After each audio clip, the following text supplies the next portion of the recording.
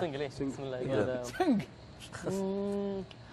انت فارقنا هذا قدر، ولو طال بيننا الهجر صدقني اموت من القهر، وردد يا خلي انتظر، لا تفارقني طول الدهر،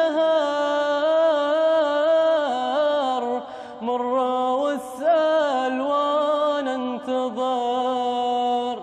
بعدين عاد اتحرى طول السهر، واقول متى يطلع الفجر، ولسه ما تعبني النظر، والشوق بداخلي انفجار،